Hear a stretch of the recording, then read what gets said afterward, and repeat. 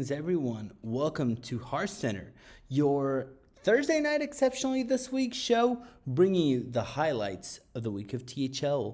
I am one of your hosts, Lotus Knight, and I am joined by the best new crew. We are here to finally start the show with a new team. So I want to welcome, first of all, two-star Mako, who's back after I don't even know how long. Welcome, Mako. Yeah, it's been a minute, hasn't it? It I has. don't think I've been When on Hearthcenter since the great Dawn Day days of yore. you have to have been here since Dawn Day left. I mean, like maybe like once or something, like, but not as a regular No, but person. You know what I mean? it is so good to have you, though. Oh yeah, of course. I mean, my presence is always beneficial to your presence. Hey, I don't know. I was trying to be as cocky as I could, but it doesn't work very well because I'm not a cocky person. that's fair. It's always great having you. Second of all, we have our brand new host here, so I want to welcome wild player extraordinaire Tom Carter. Tom, how are you? Hello, I'm doing very well. Um, Thank you for asking. What about you, Lotus? Thank you for having me, of course. I'm doing great. It's a great week here. Always fun doing Heart Center, and I want to speak of our final new host. We have Impermanence here. Impermanence, how are you? Hello, I'm chilling. Having a pretty good week. Happy to be here. Welcome to the show. So, we're going to get it started. We're going to hop right into the action. So, we're going to start with the fun segment that we always open the show with, which is Player of the Week. So, we want to celebrate those of you who have been having a great season, or a great week, really, but also a great season. Why not? So, to do that, we're going to go series by series telling you who the Player of the Week committee decided was a Player of the Week in each series. Mako, can you tell us who is our hero Player of the Week to start it up? You piece of shit. Give me the long one. Okay, that's fine. So just as a recap, Player of the Week is chosen by a full committee of THL community members, not us. So if you aren't happy with it, don't come to us. I will read exactly what they wrote. After the first game was played this week, Defias was needing a win from the remaining two games to win the week. Playing second and in the three seed, the Realer is that how it's pronounced? I've never said their name out loud. I Is do it not know. the Realer? Okay. The Realer made tech decisions in his deck prep that influenced our one seed's deck construction. Not only did his prep and play win him this match, but those very same tech decisions helped the one seed close out the last game in the series to clinch the week for Defias. The Realer deserves Player of the Week this week, not only for winning his match, but also helping his teammate win this match to clinch the week. Way to go from Captain Wild 9. Congratulations, the Realer, the Railer. I have no idea how to say it. Yeah. The railer. It's That's the good. realtor. Is it? I It's have like no idea. yeah. This reminds me of what is it? I always say his name F Srirachi, but Oh, I F. feel like Srirachi is it's. awful. But I It was took also me. told by Oh, someone was sorry. like F Serace or something like that. I don't know. That was pronouncing it Nice. wrong. I want to I'm say, as someone who has worked with THL material, by far the worst name, and this is not me throwing shade or anything, is number theory. Because it took me at least 3 weeks to learn that that's how you read that name. Number theory. huh. Yes, no vowels, by the way. Yeah. Okay. There was, I mean, the whole time Ron and I were in Heart Center together, Ron would throw me every single hard to read name.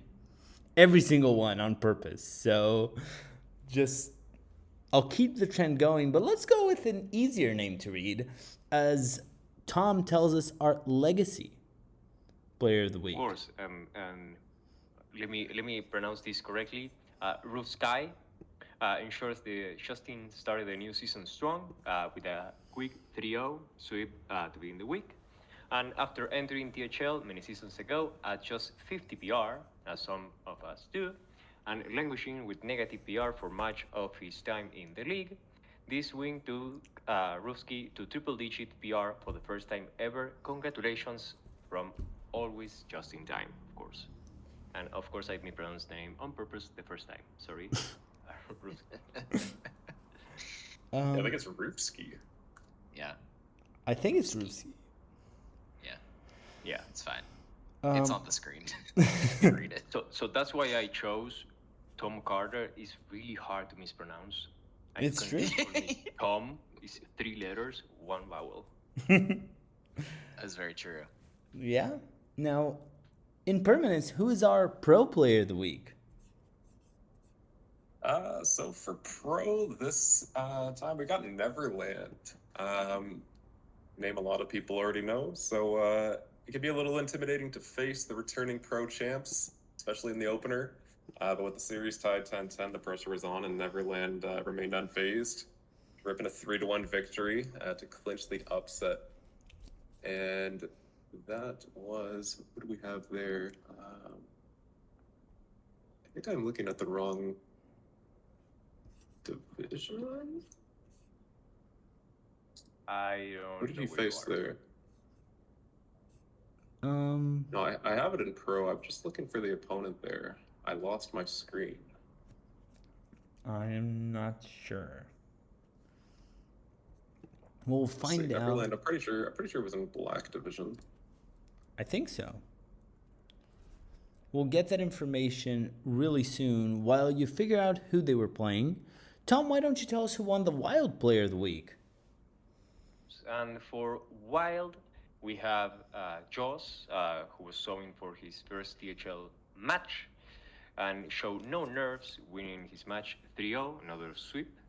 And the win helped secure the week for APM, who are looking to make their first finals since Titans. That was said by Bone Masher, none other, the man, the myth, the legend. Nice. Congratulations to all the players of the week. If you want to be featured on Hearthcenter as a player of the week next week, what do you have to do, Mako? Well, you can start off by winning your week. The biggest thing is going to come from nominations because the players of the week come from nominations typically from their captains. So the best, really the only way to get featured is if your captain actually nominates you for player of the week. So get your captain to go the extra mile and fill out a short little form about why you should win. That's pretty much it. All right. And please fill that form. We love when captains nominate players of the week or when other players. You can nominate who you want. We would love to have more. With Kira, who's now the captain for to do a barber role, when I gave him the team and he asked about THL organization and whatnot, we decided to actually ask around a little bit because sometimes if you don't look into it, some people are actually really proud of their wins and may skip on sharing it because you're like, oh, I won, but like other people in my team won, but maybe you did something that is quite remarkable, or you squeezed those points just to get ahead on something that was really even. So yeah, I would say tell your captain, and for those who are captains, ask around to your players if there's anyone who wants to share something or is really proud of their win, because they will probably be really happy to be featured. For sure. Yeah, I even like to share it with my team as well in a Wild, at least. Whenever we put it out, I let the guys know if there's anybody even on the team that we think went crazy this week. Just put in a vote. It's nice to give a little boost for your teammates and all that. Mm-hmm. Found that info, by the way. Who was it? Completely blind. It was McBanterface. So yeah, that's nice. definitely worth noting. For sure. Yeah, 3-1 dub there. So way to go, Neverland. That was all written up by Epic Cat, by the way. Nice. So those are our players of the week. Mako, should we go straight into Legacy? Please. All right, so let's start by talking about some teams that have been around for quite a while. Mako, take us through Defias facing the Stubs. Defias into Stubbs. What conference are they in? I'm on the wrong conference. Gold. Or sorry, red. Thank you. Why would you lie to me like that? I forgot. That was not cool. Okay. Here we go.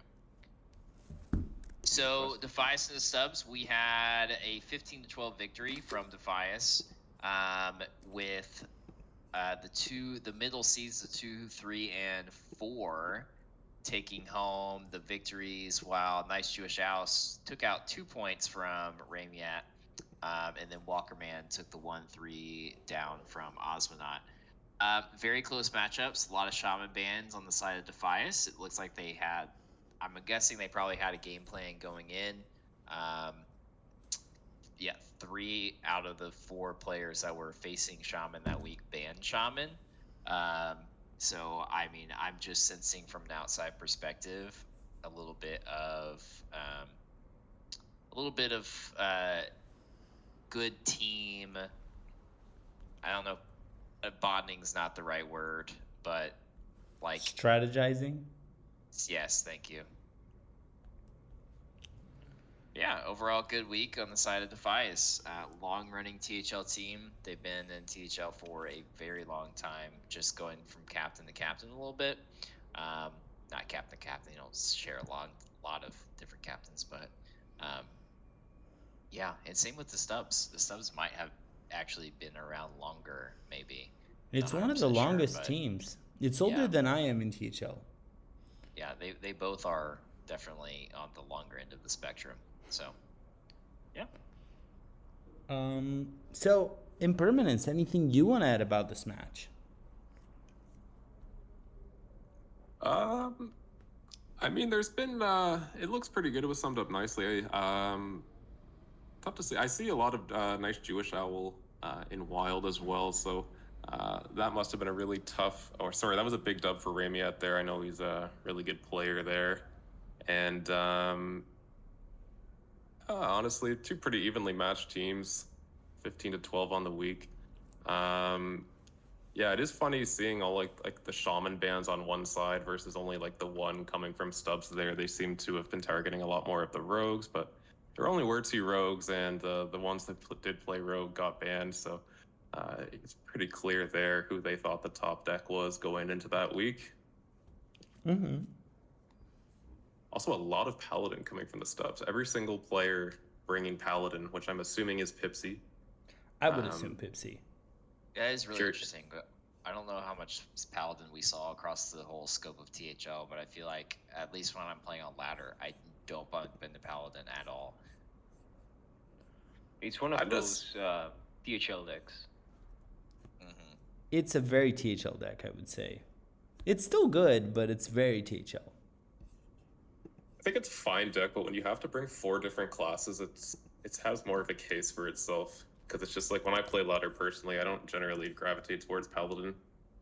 It's not like the normal, like, boring Paladin deck, because you do have like some other combo routes and stuff, but when you're filling out a lineup, Paladin has definitely more merit to it, I would say.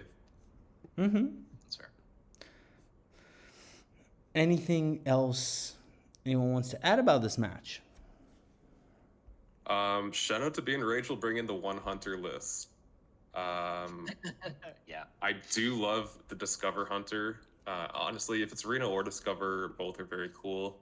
I feel like Discover Hunter could still be a thing in THL going forward, even after the egg buff, maybe. But I just wanted to point out the flavor there. I love that. Fun deck. It is a very fun deck. I hope Hunter does good. The only game I've played post-match, I played Hunter, and I won. Starship Hunter. It's not good deck, but I did win. Appreciate it.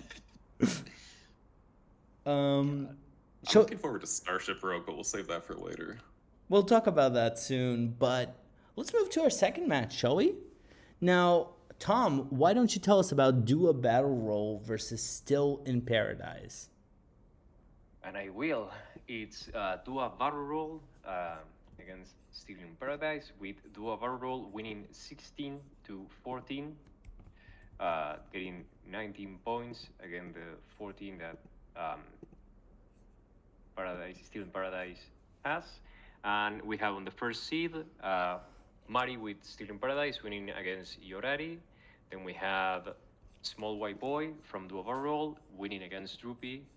The second seed, Classic against Talon, winning Classy from Duo Barrel Roll. And then fourth, we have Kira against Bongwater. Bongwater taking the win.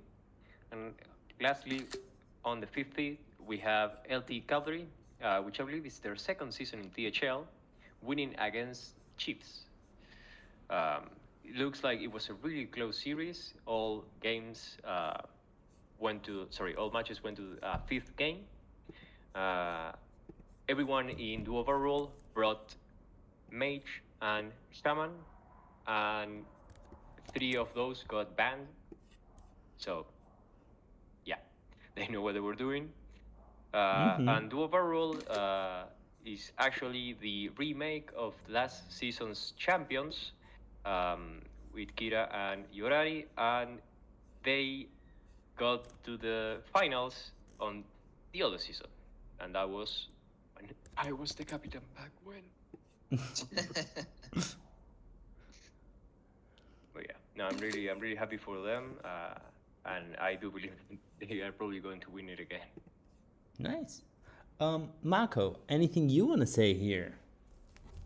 Yeah, I do, and it's unrelated to the game of Hearthstone. These are some like straight up like gamer names. You know what I mean? Like Bongwater and Small White Boy. Like these are some like tried and true like video game teenager on a TV show kind of stuff. Like They were born for this. they really were. Like it is something else. I have nothing else to say about them. Like, That's fair. I was too distracted. Like I've seen these names, because I entered all of them into our sheets. But just seeing them side by side is something else to behold. So Yeah, Yo Daddy and Small White Boy both with the 550 essentially. exactly. I have nothing else to say. I mean, Yorari is a classic though. Like you no longer see that name and you're like, who that? It's just Yorari. They've been around for long enough. Yeah. Yeah, that's all I got. Close matches, all 3 twos, so. Yeah, it was right down to the wire. Yeah. I see like a druid / priest diff there. I noticed that the priest lineups were the oneers. Zaremi's going hard there. It seems that like half the priest lineups took the dub. A couple of demon hunters too, which was not a popular pick in the THL landscape this week. Yeah, no, I do have a little bit of the insight, because again, I'm still the owner of the server, although I'm no longer the captain. But I saw them prepping, and when you see a team that everyone brought the same classes, like you have 5 shamans, 5 mages, 4 priests, like they were like, we are going to do this, we follow this, and and it makes me happy when the colors match. Mm-hmm. Which is actually, I'm gonna derail a little bit. The reason that THL has a tracker in Google Sheets is thanks to me. I mean, I don't want to give myself credit. It's actually thanks to someone called Discarded Food who made the thing, because the only thing that I wanted to do, I wanted to change the code so that if you brought, like as we see here, for example, if you go into the page, everyone brought mage, but they are not in the same column. So I wanted to change the code so they would be on the same column. And somehow that's more complicated than to having a deck tracker built in Google Sheets. Wow. So somehow we fixed and got a working deck tracker in Google Sheets, so now we can see the decks, the archetypes. We couldn't fix the column thing, so it's still mixed. I'm sorry. That's Interesting. okay. But We it's forgive a, you. It's a fun side story that happened long ago, Behind the actually. scenes. Yeah.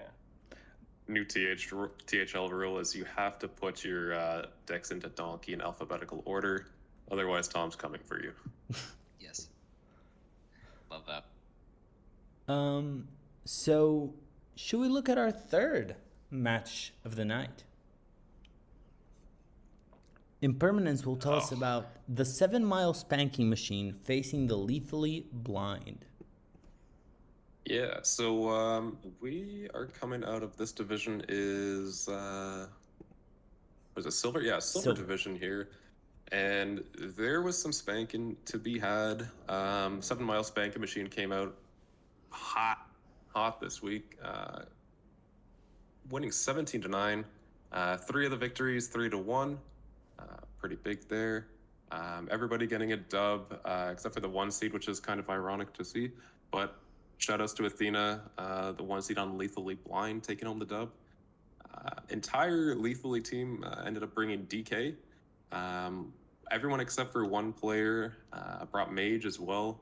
A lot of priests, a lot of paladins, and a fair amount of shamans. So you could see that there was definitely a lot of planning with this team as well. Like obviously valuing DK pretty highly. On the other side, we did see a fair amount of DK, but a little bit more variety. We see our first Warlock of the night, I believe. This is the first one that I've noticed, at least, coming from Super Center, and worked out for them. So that's pretty cool. I love me some wheel kill Jaden sometimes. And yeah, a little bit of priest on this side. Not too highly represented, but 4 out of the 5 players brought shaman. 4 out of the 5 players brought DK. So yeah, big win for 7 Mile. That's a lot of points. I think they're sitting in second in their division after that. Yeah. Mm-hmm. It Yeah, is. I love how we went from absolutely no DK to 9 DKs insta.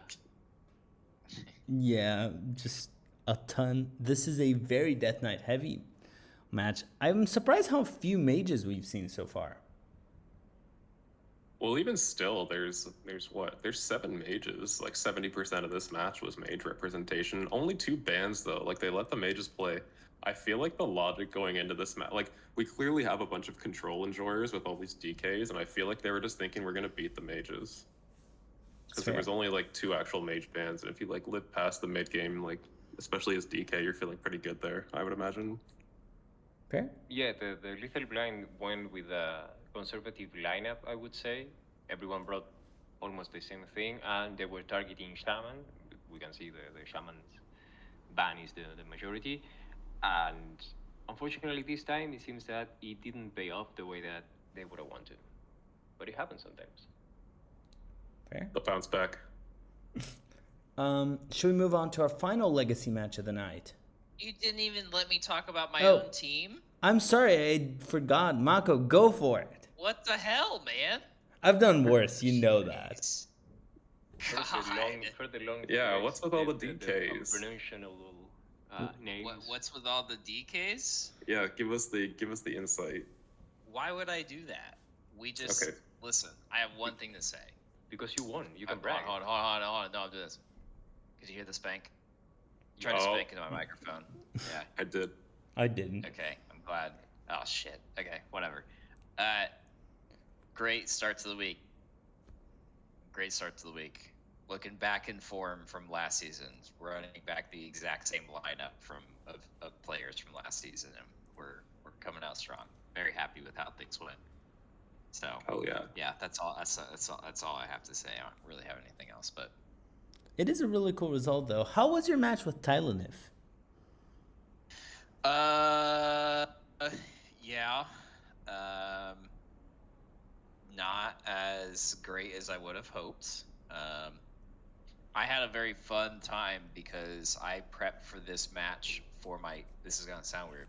I prepped for this match for my hero match, and meaning that I looked at Tylenif, thinking I was playing him the time I was playing my hero opponent, when Oh. in actuality I was playing my hero opponent that day, and so I came in very unprepared for my hero match. So I got to go through my lineup twice. So that was fun. But yeah, I don't know. It was What did you prep okay. for? Like, what were you expecting your opponent to bring if it wasn't Tile? No, like I looked. I thought I was playing my legacy match. I mixed up my 2 times. Yeah. My legacy and my hero time.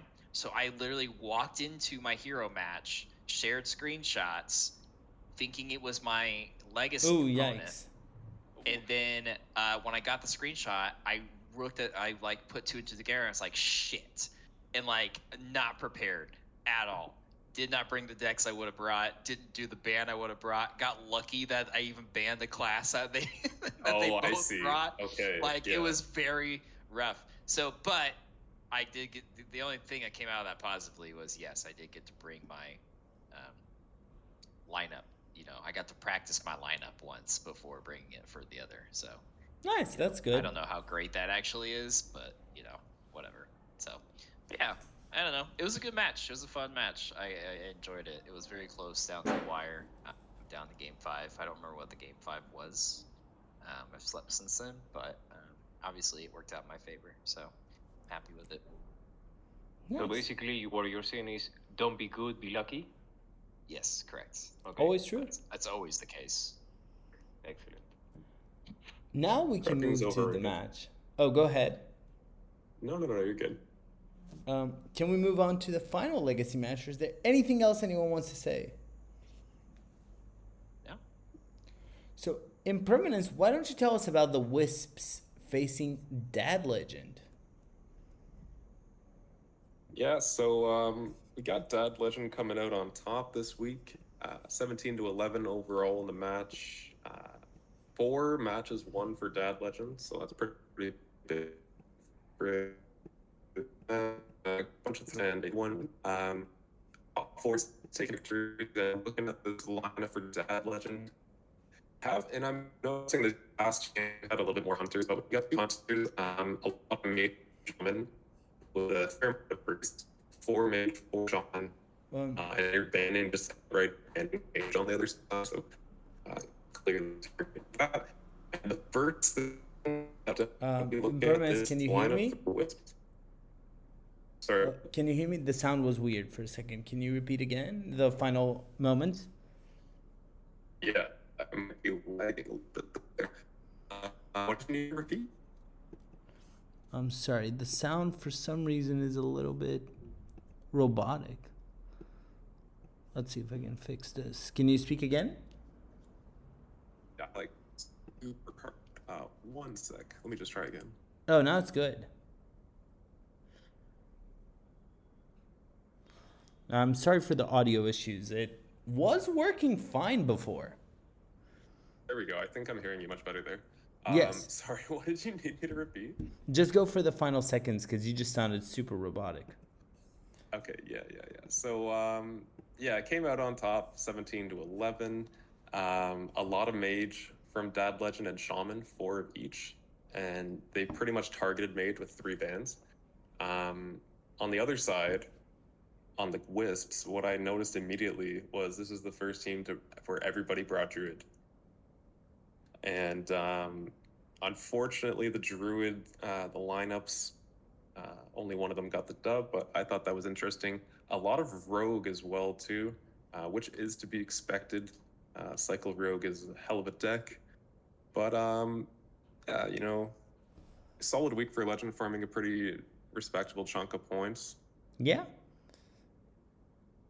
1 Paladin even here, so we're back to a little bit more of like I guess like for lack of a better term, a normal outlook, because of like a little bit less Paladin representation as opposed to before, earlier in the show.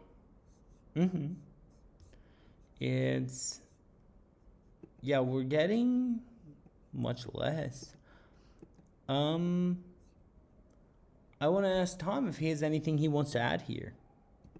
Yeah, I actually like what Impermanence said, that we have moved, like, we're looking at different matches across different conferences, and although we know what the power outliners are, we are seeing a defined coordination within the teams, but none brought like the same 3 or 4 classes. Like Yes. we are seeing here, we have 5 druids and 4 rogues, and the other matches that we saw, no druid or like one and Yeah. non-rogue. So I think that's really really interesting and speaks a little bit on what's playable and what's not. Um, so it looks really really neat. And you said that the druid didn't pay off, but I don't know if I'm saying this even right. I will play Devil's Advocate a little bit here, and the first 3 seeds seems that it was fairly close Yeah. because every match went to the 5th game. So maybe Yeah. it wasn't the druid. Who knows? Maybe the shaman lost. I feel Maybe. like it's also possible that, like, if we're considering like the whole core of their lineups versus the bans, right? Like, Dad Legends seem to allow the Wisps to bring Druid and Rogue as a pair for pretty much every round except for in the first seeds, where Halo opted to ban Cycled Rogue. But every other match for the Wisps, they had to play Druid, Rogue, and one other deck. So I'm wondering if it's maybe like a synergy between the two classes that left them more susceptible potentially to like aggro or something. Because again, if we look over at the Dad Legend, we see some fairly, we see a lot of Zarimi Priest, and if I'm playing Zarimi Priest and I'm looking at a Druid Rogue lineup, that's just food to me, honestly, if you ask me. Mm-hmm. Oh yeah. No, again, as I said, I was just playing Devil's Advocate. I don't. Yeah. I just I like druid as a class. Yeah. Just hate on me. I don't know. Fair. Anything anyone else wants to say before we finish Legacy? I think we're good. All right, we're not going to do rankings this week because really there's only 1 week. There's not enough, but we'll show where everyone is starting next week. Let's hop on to Hero, where Mako is going to tell us about his team. So he already gave us a preview of his match, but Mako, tell us about the F2L Black facing Dola Corporate. So, I mean, fun fact: this match is. Oh, we're looking back. Okay, never mind. I was thinking this week. I was like, this match is almost over. Yeah. So this is the one I didn't want to talk about. Because this is my not finest moment, not being prepared for my matchup.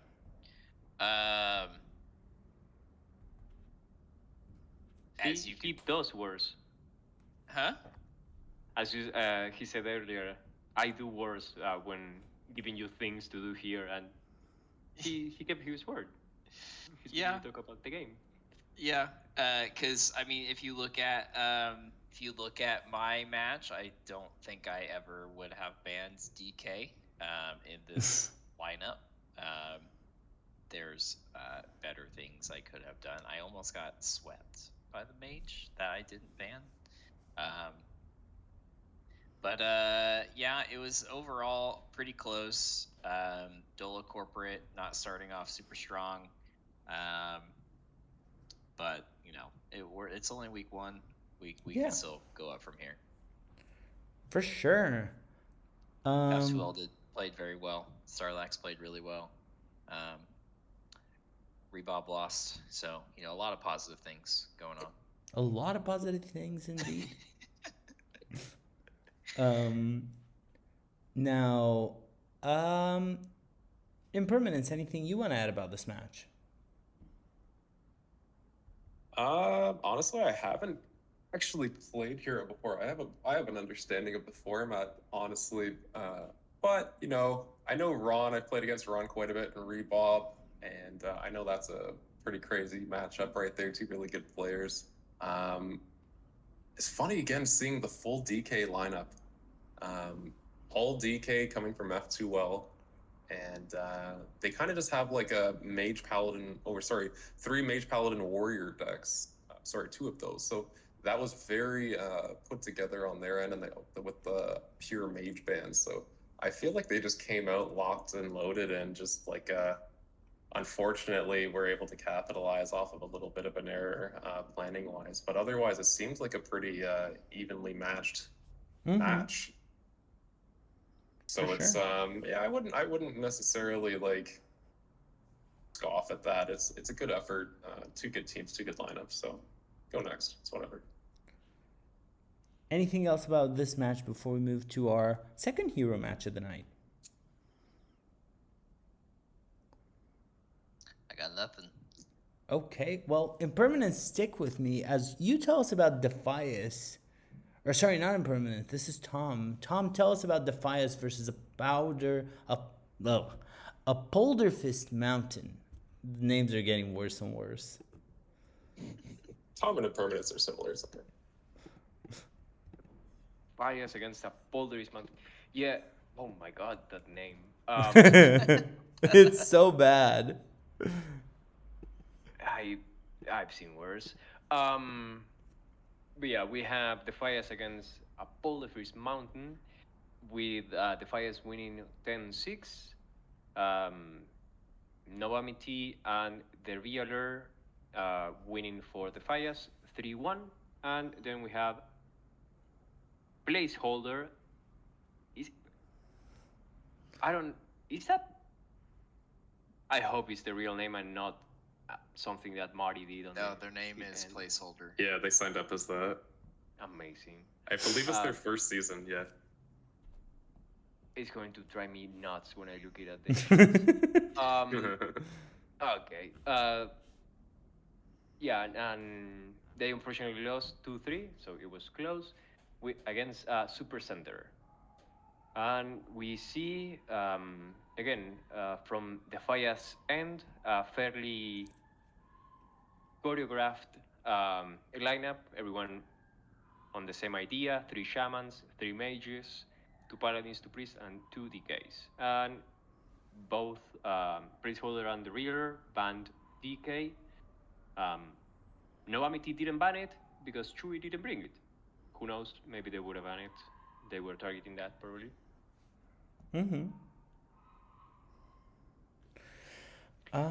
Marco, anything you want to say about Defias versus APM? Not really. The only thing I would like to say is Defias starting off strong, just like as an organization. Starting with Legacy, looking at their close win in Legacy, and now there's win in Hero. Things are looking up. I guess they weren't ever down, but things are looking positive for the start of the season for Defias as a whole. For sure. Anything else we should talk about before we move on to our final hero match of the night? Let's do it. So now, Impermanence, I want to ask you about just 3 adjoining crewmates facing a paternal milestone. Yeah, so this one was kind of polarizing on a game-to-game state. We got 2 sweeps and nearly a sweep with the 3-1 victory. The adjoining crewmates taking the dub overall. We got a win, Classy and Aerofy 10, Aerofy, getting the dubs for their team, while Mythology falling to Yellow Dart on APM. Pretty shuffled up line. Actually, not really. I mean, because we're looking at APM, they all brought Shaman, which was targeted by the crewmates. 2 Mage, 2 DH, 2 DKs, so really only a little bit of flex in their lineup with the Paladin, Hunter, and Warrior. And fairly similar lineups coming from the crewmates here. All of them bringing Mage, only eating the 1 ban, so clearly, well, I mean, not clearly necessarily, but it seems like the Mage had a pretty good week for the crewmates. Much more aggressive lineup, I would say, between the mages and the shaman lineups, and then you've got hand buff and priest alongside them. So, yeah, overall, I think this is also the first DH lineup we've seen, which is interesting, from APM. Likely Pirate. I hope it's Pirate. I don't know what else it would be. There's the weird deck. Has anyone tried this deck? Which one? The Reno? No, the Arana DH. Oh, yeah, that's like the Walmart version of the Wild Questline Hunter. But it's basically like you draw your whole deck and you go for a Rana. That is really fun. I only make the joke of the Walmart comment because it's like you have so much more draw power and discount power with the Quest and Wild, and it's a really good deck there. But, yeah, Walmart is already sitting high for me when you said that because it's really strong in Wild, and then in here you're like, have you tried this weird deck? Like, we're experimenting. Yeah. And instead it's a powerhouse in the other format. Like, yeah, we know what it is. Yeah, no, it's fun. It's a fun one to play. The Arana win condition is really neat if you can get it online. That's my only concern though, is the if you get it online part. Just because of the speed of standard, and if you're considering it, like, let's look at it as if it was Arana as opposed to Pirate. You're playing a fatigue DH into mages and shamans and a bunch of aggressive classes. I feel like it would be a lot tougher of a time when you don't have like those 0-minute taunts to throw down on the board like they do in Wild. But I have seen some other cool DH experimentation where people put in just a couple of the starship pieces, just the ones that buff your board and whatnot and have Wind Fury. But either way, it's pretty cool seeing a little bit of DH representation finally. For sure. Mako, anything you want to add about this one? No, it's a very low scoring match. Although, I guess it's kind of hard to say that right after I say it, just thinking back to the fact that we're back at 3 teams in Hero, so I guess we're going to be seeing numbers like this quite a lot, aren't we? Yep. Yeah. But this is basically almost as low as it gets. Yeah, I guess. Yeah. All matches were really polarizing. You have 3 zeros and 31. So they got in, they got out. It's gonna be a very weird sign when we're getting used to the new hero ideas. But with that, should we move on to Pro? Bring it. All right, so I'm gonna ask here for Tom to tell us about F2L versus the opportunistic Pro players. So we have F2L against OPP, with F2L winning 16-10, and we have, let me see here, Mari, Itachi, and Rebop winning on the 3rd, 4th, and 5th synth, specifically for F2L, and then we have Bone Masher and Pillet 712 winning for OPP on both going 3-2, so really close, but they won. Then we have Mari with a 3-0 and Itachi and Rebop with a 3-1. And on classic F2L fashion, same decks, same classes. We have 4 Orlinius Druid, we have 4 Holy Paladins, we have 4 Cycle Rogues, and 4 Wave Shamans. Rebop was clearly cooking, but yeah. For sure. Yeah, the F2L lineup is just cracked. They're looking really strong going into this season. But by the looks of their lineup, they're going to have to completely reinvent themselves for this upcoming week because Druid, Rogue, and... well, maybe not Shaman, but Druid and Rogue are gutted for those archetypes. I'm not sure about Wave Shaman, but there's options there for sure. I mean, it's in the name. It says Wave. I think that card got nerfed. Yeah, it did get nerfed. It did. Yeah. I do want to remind you all that Pipsy got pretty badly hit because the con man is gone now. Yeah. Good. Yeah. Well, like, the first thing I think of is that, like, because I know we're like just circling back to like Wave Shaman. Like I like to play that deck quite a bit, and one of the things that was frustrating in that matchup in particular was the recasting of the Titan or the Pipsy with your con man, because the Shaman in particular has so many transforming abilities, and it's just like you get one or two of them and you're like, okay, surely it's over now. It's just like con man. It's like, oh, it feels bad. But I feel like if Pipsy has any representation on the ladder going forward, which probably not, that'll be good for the Shaman. But if not, I don't know. Tough to say about the Shaman. I don't know if it's dead, but Wave is Wave is definitely worse. For sure. Anything else anyone wants to comment on this match before we move to our final match of the night? I think the only thing I would say is I really like the synergy that always comes out of F2L. It's very obvious and clear just by looking at it that they prepare together. That there's a lot of communication going on that side, and it's just nice to see. For sure. Yeah, just 4 good decks across the board. They're really reflective of the format when you look at their lineups. It definitely scratches my itch that I said earlier about the things being in the same column. So I like when they do that. This is what we could be. This could be the THL community. This is peak. Yep. That's why they won. Easily. Yeah. Mako, why don't you tell us about our final match of the night with E.T. Yogg-Saron facing the Interstellar Strategists? Sure thing. Waiting for it to pop up on the screen. There it is. We have E.T. Yogg-Saron, captained by Trito 2, against the Interstellar Strategists, captained by Azalinas. E.T. we're seeing a big difference between this matchup and the last matchup we just looked at, because what we're seeing here is a large variety on both teams across what we're bringing.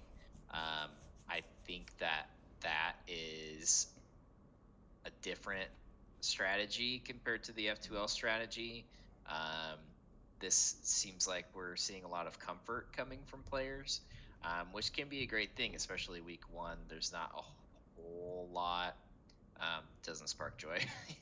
There's not a whole lot of.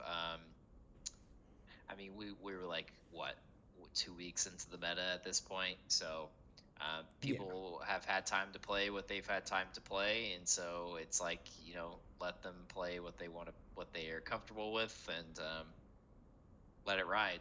But yeah, great job on both sides. Little preview of what's to come this week, I guess, because we can see some results there on the side. But yeah. Anyone wants to add any information about this match? Yeah, there was one deck that stood out to me there. Where was it? Yes, Nebula Shaman. I knew it. Shout out to the Nebula Shaman lineup. Super Center, you're real for that. Yeah. We also brought the wheel Warlock. I know, it's such a base lineup. Zaremi. That was a bit of an underdog lineup. I wish that got the dub there. But just shout out to you for that creativity. That's awesome. Yeah. Big fan.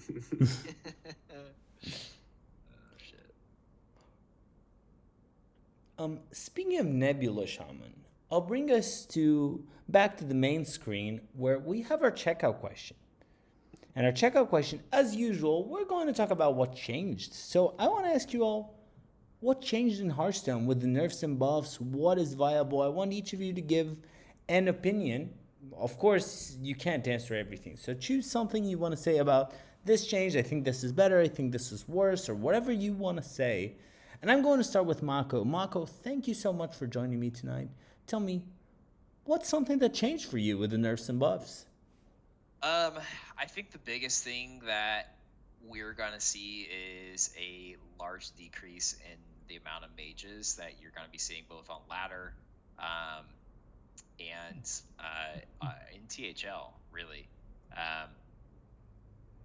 The hit to Big Spell Mage, I feel, is big enough to just kind of take that deck off of any sort of contention. Um, and then the Lamplighter change for Elemental Mage. I mean, is there an Elemental Mage that you can build without the Lamplighter? Sure. It's just some sort of flood mage. Maybe mage just goes into like some sort of flood and aggro spell, low cost spell thing. I'm not really sure. But I think mage is just gonna fall to the wayside. Mm-hmm. That I I hope. God, I can't believe I'm saying this. I think we're gonna see some more paladin, but in the terms of the Libram paladin, um, a lot of the decks that it was struggling against have been reduced and negated, and hopefully that leads to some more Libram. As much as I hate Librams, I love to see some more starships coming out. I love the design of them. I love the concept. Weren't seeing enough of them before these changes. Hopefully, the Exodar buff, along with some other starship buffs, brings the starships out to play a little more. Yeah, I wish we saw a little more buffs in the lines of the Warrior Draenei package, because that package is Yes. it's Yeah. not it's not good enough to be played, um, and it was seeing very little play, and then it really just kind of wasn't touched here at all. And I don't know if they were thinking that maybe some of the changes to other classes in the same line, because I think that the Draenei package there might have been similar to what was happening with the Libram Paladin, where you just can't play it because the decks you run up against just steamroll over them, so you're not gonna have a good time. And hopefully, or not hopefully, but maybe they were thinking kind of similarly with what I mean. They barely touched Librams except for like one card, right? So maybe it's a line of thought of, we reduce the impact of these decks, that'll bring up these other decks, and who knows, um, that may be the case. But I just feel like you could have, you know you buffed Rel, right? You could have given something to the Warrior Draenei package. But I don't Fair. know. I think they're good. I don't like the Reno change. I think that's the only one I don't like. Oh, okay. I was usually going to say the only one that I like is the Reno. Go, Tom. Tell us, why is the only one that you like the Reno? That card is so annoying. It's so annoying, especially as a white player. That thing is like, mana is a concept. So a druid gets to 10 mana instantly. Um, the other priest doesn't have a problem to like just pick the game enough turns so that they play Reno, and they play Bolket, so you know that they have the Reno. Um, then you have Shaman, and you are stuck with 1 minion for the rest of the game if they get Shoulder Walk. It's so annoying. It's so annoying. It's a horrible mechanic. The limiting on the board is just so annoying. But the one that I am personally sad about is the egg, my beloved, um, because it was already buffed, quote unquote, to 4 mana, get a 4 mana discount, and that already got the deck for a while because we were running a 5 mana minion that we get for free.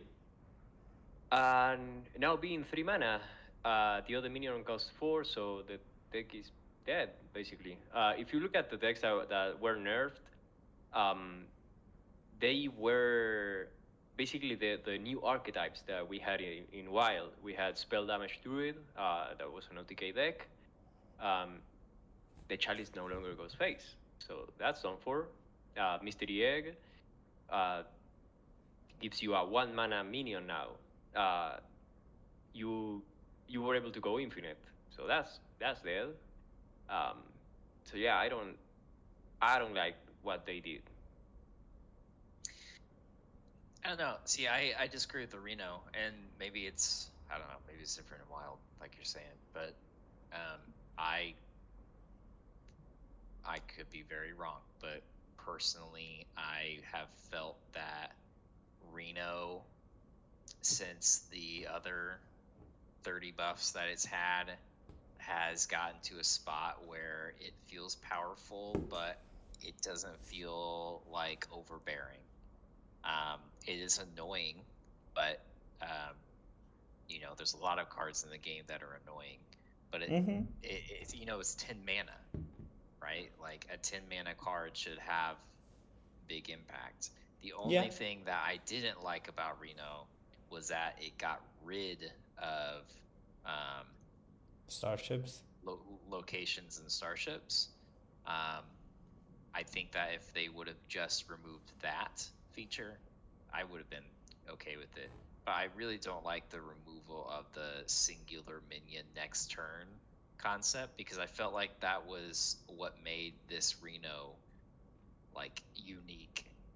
Because you basically have taken out the one aspect of that card's design that was flavor for that card, for that set, right? Like, it's no longer a showdown. Yeah, no, definitely the So, flavor is no longer there. But the problem is that Reno has become this crutch that many Highlander decks had to run, and it was such a polarizing card. Like the tail that gives me the thing that I'm like, yeah, it was kind of busted, is the fact that they banned the card from the pre-expansion Tavern Brawl because they knew it was going to be so polarizing, and that's why Mech Warrior ended up farming that Tavern Brawl because Celiax is no longer going to be poofed away. yeah. So yeah, no, I get that the flavor is no longer there, and yeah, I totally agree with you that Wild and Standard here disagree because in Standard once you get to turn 10, you're like, yeah, I want to do the thing, and then follow from there. But in Wild, again, as I say, mana is a concept, and the problem is that you get to repeat that, um, and in some cases, many Reno decks were actually OTK decks and used Reno as a way to basically take a turn, and that's hella toxic. Like imagine every other deck is a Sarimi deck. That's going to get really dull really fast. Fair. Like, oh, they play Sarimi. Yeah. Yeah, the thing that I'm really sad about is a Hunter because I had amassed at least 2,000 something games with it, and I was cruising. I was always the one cooking the egg and be like, oh, they nerfed this or new card we're going to, and it's, yeah, it's just unplayable now. Do you think that nerf came in as like a way to offset problems that Hunter was going to I'm not wording this right. Do you think you that want the to reason say like if it was a wild change basically? no, that the nerf was coming in because with the other nerfs, Egg Hunter was Hunter gonna was become going to too be good. too strong. In standard or wild? In standard. In standard, honestly. I don't I don't Maybe, play honestly. that much standard, but breakfast you call it breakfast hunter. It wasn't that powerful. Like when you look at what it won against and what you take away with the discount and how the deck worked in standard against how it worked in the wild, I don't. It's like them nerfing preemptively a tier 2 deck just because they believe that it's going to be a powerhouse, and I think that's I think that they just got too much, right? Like sure you can ban every tier 1 deck and perhaps what's on top on tier 2 if you think that's going to be the thing that you need to do, but I feel like they changed too much. Yep. Yeah, Okay. the egg wasn't necessary. Impermanence, what are your final thoughts? Anything that the nerfs called you? Anything that you really want to talk about? I have a slightly middle ground opinion on the Reno topic. I like Reno decks. I wouldn't say I main them, but I find them fun here and there. That being said, this card's extremely toxic, especially under the wild context. Um, Mako mentioned at one point, even after like other nerfs or changes Reno's had, but some of them, for example, like the stipulation of if your deck started with no duplicates, that was obviously a buff to the standard format because they were playing cycle decks and then finishing with Reno. But in Wild, that was actually a bit relevant for certain decks who wanted to have a little bit of counterplay by shuffling. Um, that's not going to turn off the new Highlander cards anymore. It turns off stuff and whatnot. I don't think that's the biggest like loss, but like it is something that adds up. Um, I've actually been calling for the board limit to be removed for a while now, personally, but despite that, I expected it to go back to 8. And it's like Mako was saying, it's just like you've got a 10 mana card. You want it to be high impact. It's a 10 mana card and all that. So I don't see why this card couldn't have gone back down to 8 with this change, right? Especially if it's not taking away locations or starships anymore. I feel like an 8 mana board poof isn't the end of the world, especially when they're not limited either. They can play back from that. Well, at this point, what this Reno change has turned it into is it literally has just turned it into the Reno hero, the Mage Reno hero of before, but with a different Yeah. hero power, right? Yeah. Like it's the exact same battle cry, exact same cost. It's just a different hero power and a different skin. Yeah, And that one's not even good enough to get played, and it's a mage card. Like Reno mages don't consider that card. Yeah, and it has, and that card doesn't have any requirements, and this one does because it's a Highlander card. But again, with what you say about going back to 8, God, I hope not.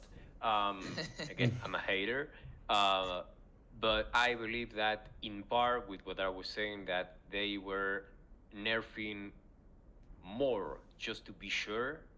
Again, with the change to Yeah, egg and what have you. They were like, we're going to nerf the mechanic, but we're going to keep the mana cost because you don't want to make a change where you change the mechanic and you lower the mana cost, and that makes the power level of the card stay the same. And they didn't that's want true. that. They Yeah, they that's wanted to make sure totally that it was true. nerfed. Yeah, because they definitely like, and it's happened a couple times in standard in the past too, where when they mass nerf the format, it kind of reverts to a Reno Lone Ranger format, and nobody likes that at all. So I could totally see actually that perspective. That makes sense. In the future, I wonder if it could go to 8 at reversion. I really wonder what they're gonna do with this card when it does leave standard. But we'll come to that later. Uh, Lamplighter, God, that card is dead. There was some cool stuff you could do with it in Wild, but it wasn't meta relevant. I think as far as standard, um, the decks that played Lamplighter, like particularly Mage, I feel like they might play it, but if I were to make an assumption on their playstyle going forward, I feel like they're just gonna go for early aggro and then just resort to burn, like kind of shift into a burn deck in the second half, just like kind of Mako was saying, swarm the board, become more reliant on Saroon. And if you're more reliant on Saroon, then I feel like that's inherently weaker. Obviously, the deck's been nerfed, but it's definitely not like an alternative win con anymore. It's kind of just like, I don't know. It's pretty mid, especially if you tempo it out, maybe it's fine, but it's just for the sake of getting your elemental count. But I don't think it's as important to the deck anymore. I'm expecting more of a strategy change there. Um, Yeah, they Chalice. Yeah. basically. Oh, sorry. Yeah, they basically what you're saying is that I saw someone talk about this.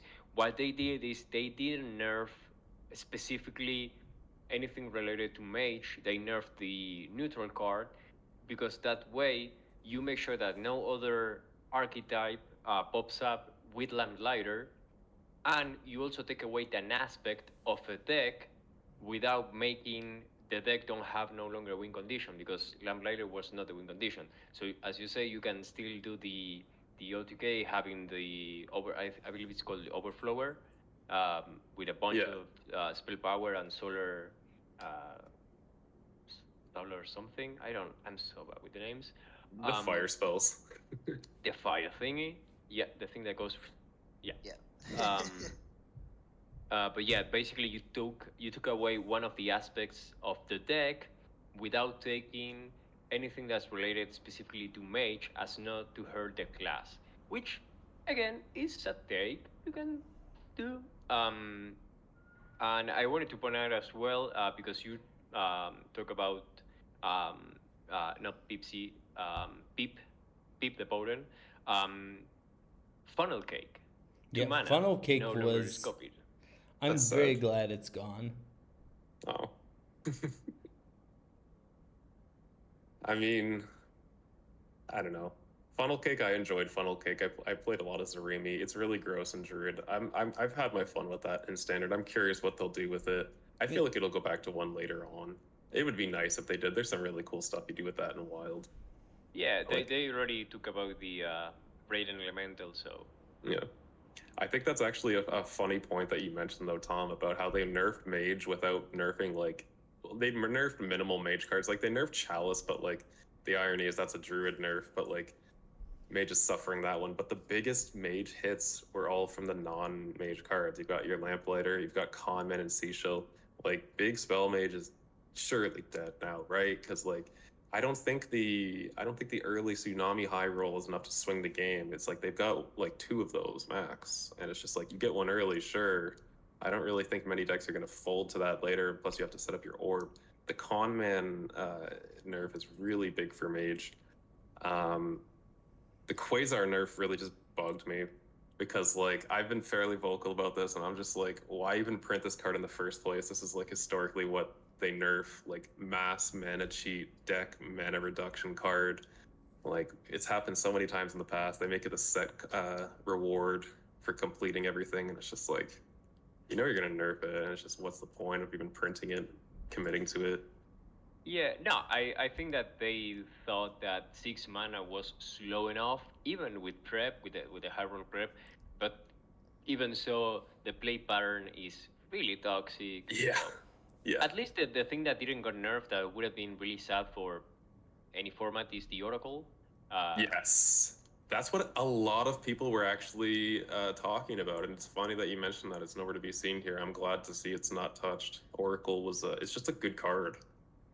Yeah, Just it's played a a lot. solid card. Yeah, yeah. Please don't keep it that way. It's just good, but it's not too good. Yeah, It feels like Azure Drake 3.0 kind of thing, where you're like, I like this. I'm gonna add it in any deck that I play because it's just cool. Um, and the other thing that I wanted to point out regarding Wild, because you said Chalice is a Druid nerf. Yeah, spell damage Druid is done for.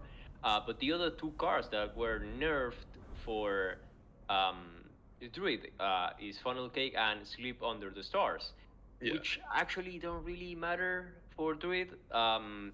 Because the one Druid deck that it is popping off, besides spell damage Druid, is Ysel. yeah, And Ysel is a girl that is more mana because you are going to play for one. So Sleep Under the Stars is 1 mana in Wild. So the thing that was going to be a nerf, if if and big if they changed the refresh, but yeah, Wild is just different. yeah. We're in for a format shakeup there, and get ready to see quite a bit of Seed Warlock. We're gonna start seeing even more complaints flooding in because they did just lose two unfavored matchups in the Egg Hunter, as well as the Spell Damage Druid. There's still some checks to it, but like those are two relevant meta checks to Seed Lock, which kind of makes me worry for the future of that deck and like kind of like the representation as well as the nerfs, because I am a Seed main, so I'm kind of nervous about that. But also we're acknowledging the fact that this could get a little gross as far as that representation goes. Last wild note, though, they did revert Order in the Court, which is nice. If you didn't know about that deck, people were hitting you in the face for 100 damage on around turn 5, so no more of that. That's pretty cool. The buffs were okay. Like, they buffed what you'd expect, like Starship pieces and whatnot. I do think that, specifically with the Demon Hunter buffs, I feel like you could make the crewmates 3-mana 4/4s at the very least, too. Like, I don't know, just give them something more, because I don't think Deirdre is even playable still with the buff. Doesn't seem too strong. I really do like the Libram weapon buff. I think that's actually a very massive buff. Just getting your discounts so much quicker and actually having relevant board presence with the weapon. Curves, if you really wanted to tutor it, you could curve that. And I think that's actually a very meaningful buff, more so than the Irel buff. Fair. But I'm, like I said earlier, like I'm excited for as far as new decks coming out. I'm really looking forward to the Starship Rogue. They've got some cool stuff that you can do just building up a really wacky starship. And one thing that I noticed too between the buff to the Displacer and the Exodar is that the curve is a lot closer and lower there. So theoretically, you could play your Displacer on curve. Maybe turn 6, you play some of the stuff that you generated, like other starship pieces, or just do whatever, like catch back up on board, whatever. You might even add an excavated package, who knows. But you could play the Exodar on 7, and I believe that gets you, what, like 3 starships right off the bat? Because you've got the Displacer in there, which summons a copy. And then you're going to have the other copy, you're going to have the Exodar alongside it. So it just seems like a much better, like, I don't know, like stat dump for the deck. And I don't know, it just seems like, pretty, Yeah, it feels like you're curving out more so than before. Before it was like, I need to survive, and now it's like, I get to play along the things that I want to do and not survive. And if I do survive, I get to play starship pieces. Right. And I'm wondering if they're going to integrate the excavate package, like that whole deck. If that is a viable route, that sounds really fun to me, because I did enjoy excavate quite a bit, and it kind of catches a little bit of like that thiefy, like other class flavor with cards like Starship Schematic, getting a nice buff and the discount there. So we'll see about that. But yeah, no, the one thing I like overall, I think it's fine. Like they did what they had to do. We expected them to nuke the old decks and make way for the new, but man, I really wish they buffed Draenei Warrior, because that deck, like especially with Akara, like it's just so fun in theory. It's just so bad. It is quite bad. It's just brutal. You cannot make a board stick. You fall behind, and then it's just like, oh, my Akara just does nothing because there's never any minions by the time he's ready to swing. Mm-mm. Like, give him rush, give them a something. Like, I don't know. Well, we'll keep an eye out for the mini set plus stuff that will happen over the next few weeks for developments.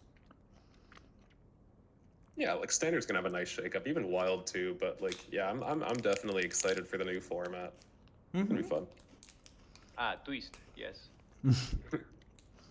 With that said, I want to thank 2-Star Mako, Tom Carter, and Impermanence for joining me tonight. Thank you all. I hope you had fun in this new edition of Hearthcenter. Yeah, I did. It was really cool. Thanks for having me again, guys.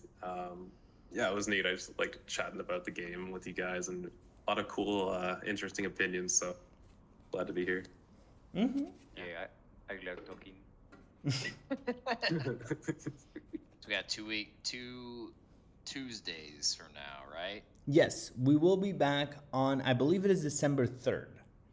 So, we will... With cams, I'm putting it out there. Okay. With cams. Oh, we're going webcam mode? Okay. Yes. We'll have 3 people with cams if I can figure out how to get it to work Yes. on the Mac. Pictures are not good content. I know, but it's really hard to make it work on the Mac. I know. I'll get it Figure down. out. We'll Figure figure it it out for next time. But Okay. I want to wish everyone a good night. And Hearthcenter will see you later. Bye, everyone. See it. See you later, guys.